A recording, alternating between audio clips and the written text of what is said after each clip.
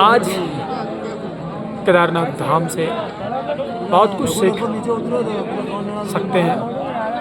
जब हम यहाँ आने की सोचे तो नीचे जो है, जब हम पहुँचे केदारनाथ मतलब सोनप्रयाग में, तो वहाँ से डिस्टेंस जब देखे तो 16-5-23 किलोमीटर। फिर मैं सोचता था कैसे होगा, कोई ये नहीं है। फिर मैंने बाबा की सहारा कह लीजिए, जुनून। फिर वहाँ से जब मैं गौरीकुंड 4:30 बजे से चल रहा था, फिर मैं गौरीकुंड पहुँचा 5:30 बजे, वहाँ से स्नान किया। फिर वहाँ से ट्रैकिंग के लिए निकल पड़ा और 10:30 अभी हो रहा होगा। 10:30 से पहले मैं मंदिर पे आके आप लोगों के साथ यहाँ कुछ लाइव आप लोगों के साथ बातचीतें कर रहा हूँ। अभी बाबा के दर्शन वैसे नहीं कर पाए, सुबह प्रातः 5 बजे कर पाएंगे। बट मैं एक चीज़ कहना चाहूँगा इस यात्रा से कि जब चीज़ें शुरू आपका क्लियर हो जाए, गोल क्लियर हो जाए कि हमें कहाँ जाना है, फिर आपको तमाम तरह की कठिनाई देखना नहीं पड़ेगा। जैसे जब मैं शुरू किया तो मुझे एग्जैक्ट पता था कि बाबा के दर्शन करना है, ये मेरा एंड गोल था। और इस 16 किलोमीटर की जर्नी में तमाम तरह के पैर दर्द करना, थकना, तमाम तरह की कठिनाई आई, लेकिन आखिरकार मैं पहुंच पाया। ठीक इसी तरीके से इस यात्रा से सीख कह सकते हैं ये कि एग्जैक्ट आपको करना क्या है। जो आप सोच अभी तक नहीं किए हो तो अभी तक वो आपके लिए बेहद मुश्किल, नामुमकिन लग रहा होगा, लेकिन जब एक बार आप कर दोगे तो फिर वो आपके लिए आसान बन जाएगा। और वैसे भी कोई भी चीज़ आसान होता नहीं है, आसान बनाना पड़ता है। आज से पहले जब हम एक मिशन शुरू किए थे 17/9/2020 को, उस दिन जब हमने मिलेंगे 5 साल बाद का जिक्र किया तो सारे लोग को मजाक लगा, सारे लोग को, इवन कुछ लोग मेरे दोस्त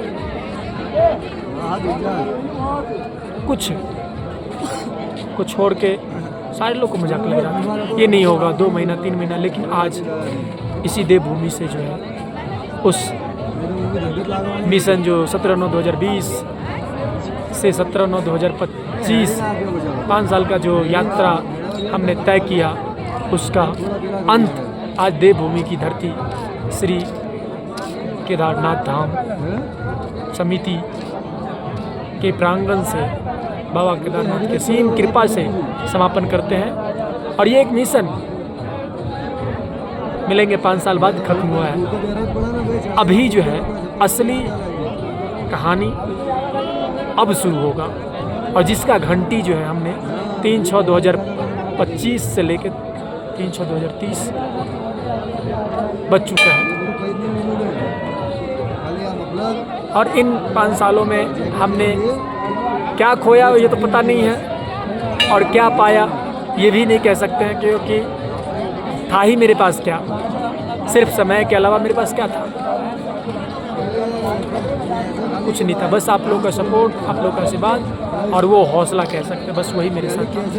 न मेरे पास पैसे थे, न मेरे पास वैसा सपोर्ट सिस्टम था, न मेरे को कोई बड़े लोगों से जान पहचान था, या किसी से कह सकते हैं। लेकिन फिर भी मैंने अपना ये जो कीमती 5 साल था उसको सोल्ड आउट किया अनुभव के माध्यम से। और अब जो इन 5 सालों में जो हमने अनुभव प्राप्त किया है, इसके माध्यम से आने वाले जो है अगले पंचवर्षीय 3/6/2025 से 3/6/2030 इसमें कुछ करेंगे।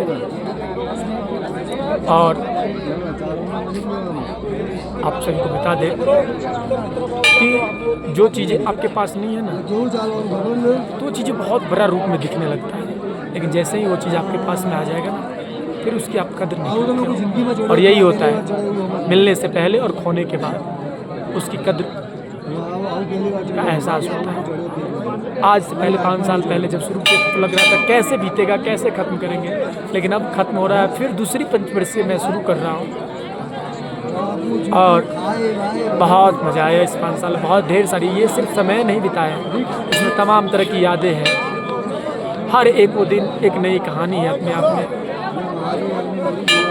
और सबसे ज़्यादा हमारे पिताजी को बहुत बहुत धन्यवाद और हमारे जितने दोस्त जिन्होंने यहाँ साथ दिए इन 5 सालों के दौरान और जिन्होंने साथ छोड़े, उन सभी का भी दिल से धन्यवाद।